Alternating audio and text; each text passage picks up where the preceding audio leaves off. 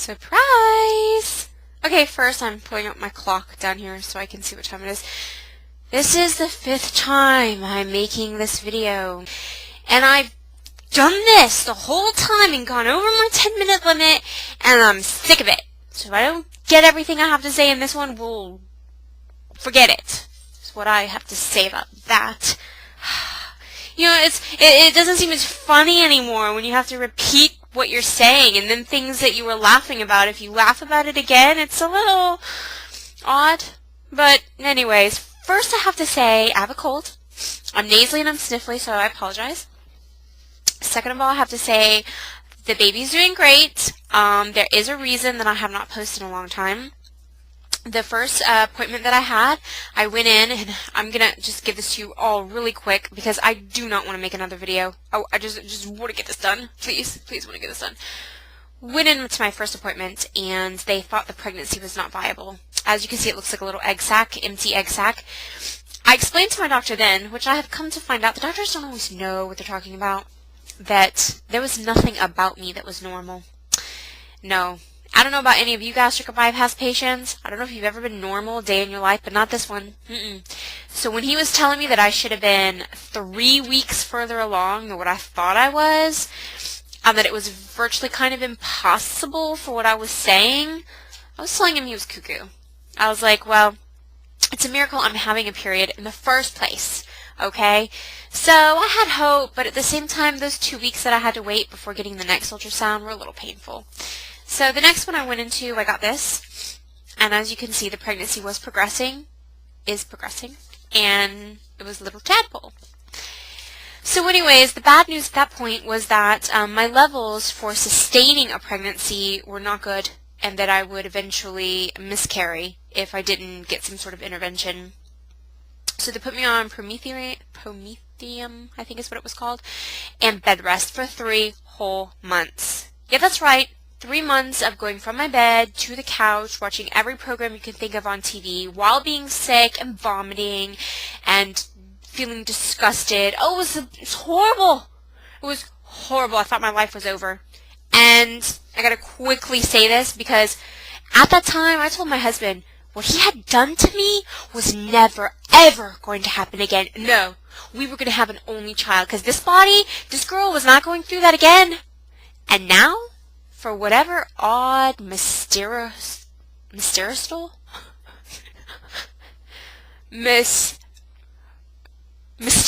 reason, I got it out. I cannot seem to really recollect just how bad I felt. And now, just the other day, I caught myself saying, oh, this is just our first baby, and we plan to have a second one, and la la la. And then I'm like, you stupid cow. I was miserable. It's like, April, inside you wanted to die. Don't you remember? Don't you remember wanting to die? But I guess that's the way things have to be because women across this country, this world, would never have kids again. Especially when you're birthing the baby and you have to like squeeze out something the size of a watermelon out the size of a lemon, and then somehow after that it's like, I don't really remember giving birth. I'm going to do it again. It's madness. It's happening to me already and I haven't even given birth. Anyways.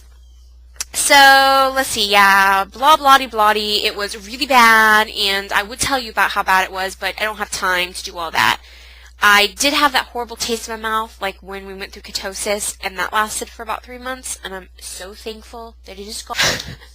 So we went in last week to find out the sex of the baby, which we now know, and I'll just show you a little picture. And for those who have a hard time figuring out what things look like on these little pictures, because you'd be surprised how many people are like, I have no idea what I'm looking at. Right there are the knees, and the legs, and then the feet. The belly's there, the elbow, the hand is up by the face, but you can't see the face. And on the other videos I've made, I kept referring to the sex of the baby, going, blah, blah, da-da-da, and then thinking you were going to be surprised when I said what it was. And I was like, dodo brain, I was already like, oh, look, her little parts. So, yeah, it's a girl, which my husband and I were so happy about. We secretly wanted a girl because we'd already picked out a girl name before we even got married. We did get to see her buck while I was having, the sonographer was doing her thing, and I got to see it and feel it at the same time, which was kind of neat because now I sort of get a visual image when she does that.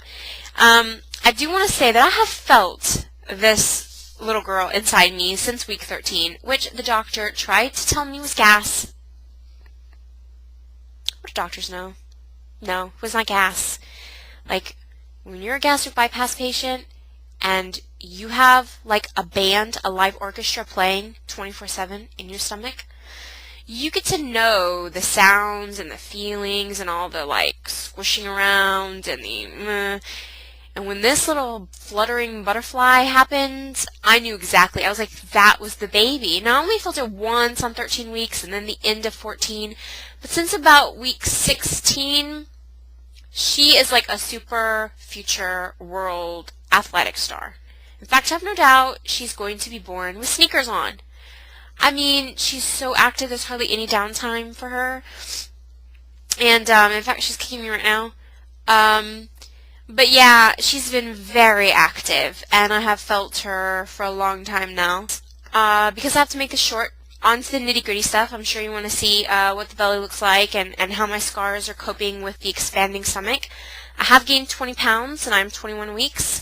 A lot of that I think was put on in the first 3 months when I was on bed rest, and I was eating carbs because everything else was vomit-inducing. But I now have since been able to return to salads and nice proteins, and I've been craving fish, which I hated fish before, and now I like fish. Fish, apples, cheese, and hot tea. And for some reason the love of coffee, which I always had decaf, has been taken away from me. I hate coffee now. Go figure. Thank you, baby. But anyways, on to the belly, and please ignore all the cat fluff. Do you see that? Do you guys have cats? Yeah, it's everywhere. There's the belly. I no longer feel like I have a beer belly. I kept thinking that I had a beer belly when I went out. I kept asking my husband, do you think people are going to know I'm pregnant, or does it look like I just drink too many beers? Which I don't drink in the first place. But you can see here, my belly button is getting all weird and funky. It's starting to become like an outie. My tummy is getting hard. But the incisions are here. They did hurt for a while as it was expanding. They got all red and inflamed, but it's much better now. And so the one thing that has happened, I said one, not one, because my breasts have gotten huge, and then my hips didn't get the memo that they did not need to expand. No, they were big enough. But for some reason, they didn't know that. Don't ask me how. Because these hips of mine, they're not just womanly, curvy hips. No.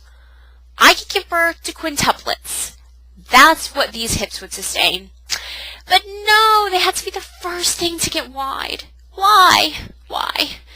That and my butt. My husband and I had picked out a name for a girl, and her name was going to be Zoe Alexandra or Zoe Nicole. And the last couple of months, I've been contemplating using my sister's name. And my sister, who some of you know passed away unexpectedly October of last year, her name was Amy. But the weird thing, and I'm just going to say this because I'm an open book and I pretty much share anything. I put it all out there. There's a small part of me that thinks that if I use my sister's name for a new life, and I give my daughter her name, I'm going to be taking away from what that name means to me and all the fond memories I have associated with that name. I don't know if that makes any sense. It's like I will have new memories that go along with the name Amy, and I don't want that to happen. But then the other side of me was like, I really want to honor my sister and, give my firstborn daughter her name, especially knowing my sister and her personality. She would be ecstatic that I was naming my child after her. But I just don't know what to do, and I probably won't know what to do until I see her. So you guys can give me some input on what you think about that now that everybody's gone and I'm not on bed rest, and give you some better updates.